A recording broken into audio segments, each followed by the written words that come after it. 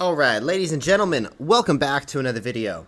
Today we're talking about this article that just came out about DoorDash's Q2, quarter 2, orders hit record high, but revenue gains slow. Meaning DoorDash is selling more orders than ever, but their revenue gains are not going up as high as they should.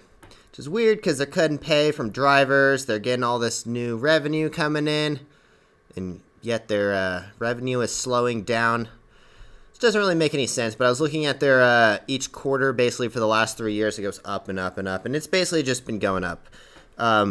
Orders have significantly been going up. They're just not keeping up with the revenue. The revenue is kind of slowing a little bit. But anyway, so let's read this article. It's very interesting, though, to say the least. DoorDash booked a record number of orders in the second quarter as its revenue growth slowed from pandemic-induced highs, meaning a lot of things like, for example, New York and San Francisco are installing caps on how much DoorDash can actually charge restaurants and stuff, and I think that's very fair because the restaurants are doing all the work. DoorDash isn't really doing any work, and to be honest, I think it's a pretty big scheme that a company like that can even be worth billions of dollars because they're not really doing anything. They're just designing an app, but it's definitely overvalued in my opinion. Says the San Francisco-based delivery company said its total orders rose 69% to 345 million in the April to June period from the span of 2020.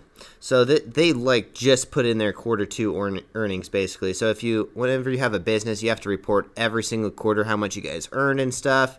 And yeah, so basically you can track how much they're earning, and especially a company that's public like this, it's very, very important to see how much the stocks are valued and all that kind of stuff. Anyways, okay. Non-restaurant orders from new partners like 7-Eleven, PetSmart, and the grocery chain Albertsons grew faster than restaurant orders, said DoorDash, meaning they're getting a lot more stuff from non-restaurant orders, which kind of makes a little bit of sense.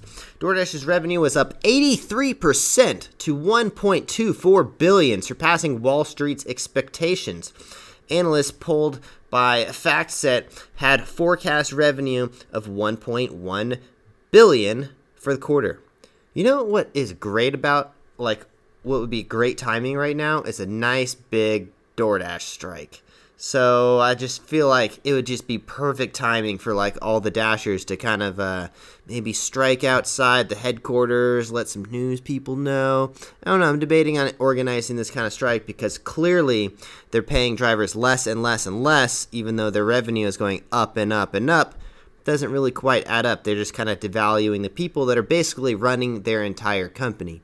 In my opinion, it's kind of a slap to the face. It's like saying, hey, guess what? We don't really need you guys, but we kind of do need you guys, so don't go anywhere. We still need you, but so many people are stuck in this loop that they got themselves into, maybe they quit their job, maybe they lost their job over the pandemic and they started doing DoorDash, but the unfortunate truth about DoorDash is they've significantly been dropping the driver's pay. It's not even close to what it used to be. We used to make a lot more money back in the day, but it just goes down and down and down, and it just shows that basically they think anyone can actually do this job, and they don't really treat. You would think that there would be some kind of gains that you could possibly get, levels, let's say you have 1,000 deliveries, you get paid this, 2,000 gets paid this, and really treat your independent contractors that are really helping make your business run better and better and better. I always think a reward system is the way to go, but I'm also not running DoorDash, so it is what it is. But that's kind of how I reward my athletes, when let's say they're selling a lot of shoes or something like that, I'm going to give them more and more rewards. Let's say I'll bring you on the next tour that we go on or something like that, The better someone does, the more you want them to feel rewarded. It's not really the case for DoorDash, but it's definitely this freaking tech company that's just trying to raise the price of their company, get so much money coming in that they can just sell for a really high number, and really the only people they care about is themselves and the investors that are basically stockholders in the company. So let's continue. One issue many cities, including New York and Los Angeles, have temporarily capped the fees DoorDash can charge to merchants in an effort to help small businesses during the pandemic. DoorDash said those price caps cost the company $26 million in the second quarter. Wow, $26 million out of like 1 point whatever billion. Not really a big deal. Like I said, those caps they should be there because the restaurant is doing all the work. They're making the food. You are relying on the restaurant to even be in business. There should be a cap to how much you can be charging, and you should be charging customers, in my opinion. We should not be hearing free deliveries. Like, it's ridiculous.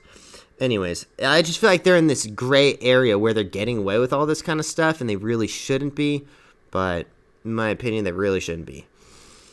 They are very harmful.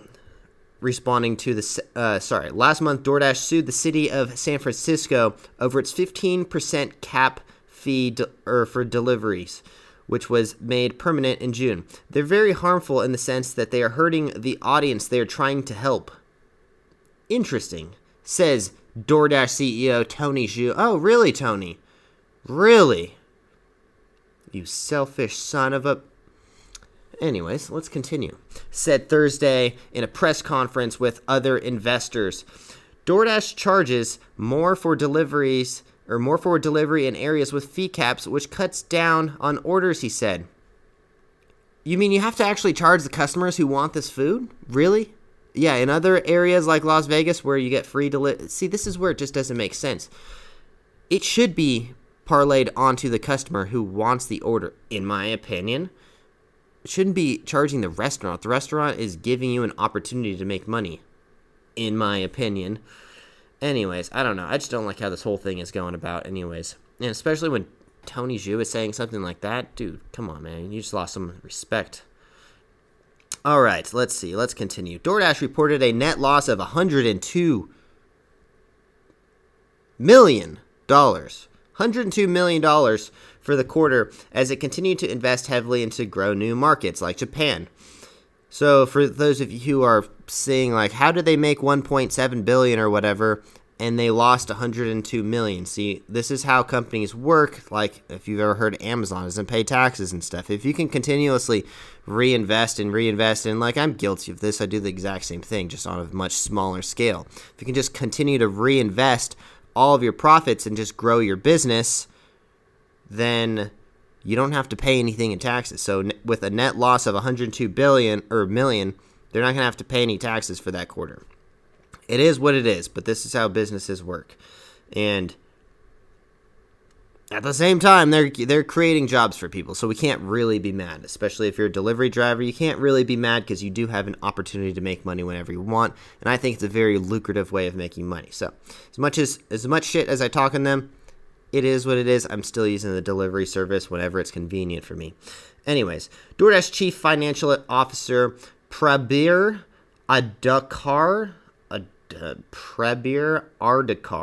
don't know, said the company also spent more to sign up new drivers after struggling to fulfill orders in the first quarter. DoorDash said a record of 3 million people drove for DoorDash during the second quarter.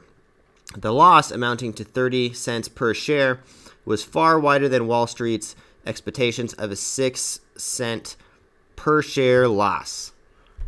DoorDash said it anticipates seasonal declines in restaurants deliveries in the third quarter as many people go out to eat. Makes sense because it's hotter. It's been hotter. People go out to eat in the third quarter of the year. But sales could rise if worries about increase in U.S. coronavirus cases keep people at home. Wonderful. I swear to God, if we have a second lockdown, I'm gonna be so mad. There's plenty of unknowns here. Adarkar said. Still, DoorDash raised its full year outlook based on its growth to the second quarter. The company said it now expects a full year gross order volumes in the range of $39 billion to $40.5 billion, up from $35 billion to $38 billion. There's so many freaking billions, really? I feel like Donald Trump. Have you guys seen that video? And billions and billions and billions. That's what I feel like I'm saying. 39 billion to 45 billion, up from 35 billion to 38 billion. What are we even talking about here? It's not COVID, I swear. It also narrowed its earnings forecast. The company now expects a full year adjusted pre-tax earnings of $150 million to $350 million, compared to an earlier range of a breakdown of $300 million. When you're dealing with billions and you're only making $100 million, there's something going wrong here. The way that this all works, in cases like, I can't say this because I do the same thing, but in cases like mine, I'm dealing with much smaller numbers, and I don't know, like, I'm actually legitimately growing my business. These guys are clearly just taking over market share at this point. It's not really like they need this money. They're fine, but I don't know. It is what it is. Doordash shares dropped 4% to $180. Poor Bentley. Bentley's probably screaming at his Robin Share app right now. Doordash is down 4%. Just kidding, Bentley. I'm sorry. Not kidding, really, but all right, blah, blah, blah. That is all. So basically, DoorDash makes a lot of money, but they invest a lot of money, and they're not actually really making much money because they're investing too much money. And they're just basically, it is what it is. It is what it is. That's all I can really say. To be honest, what Tony Zhu said, I'm like, how are you going to tell that it's really for their own good because now all of a sudden the customers have to pay more? Is it though? Because now the restaurants are making more, I don't know. For somebody who's just running a freaking app out of a freaking office in San Francisco, I don't feel like you should be complaining that restaurants who are doing all of the work are not, I don't even know. You just aren't in the right spot to even comment on that. But anyways, if you guys enjoy these videos at all, please consider subscribing to the channel and also smash that like button just for me so we can get our YouTube channel going a little bit more. If you guys enjoy these videos, subscribe, and we'll have more videos coming at you every single day. Thank you guys for watching. We'll see you in the next one. Drive safe. Peace.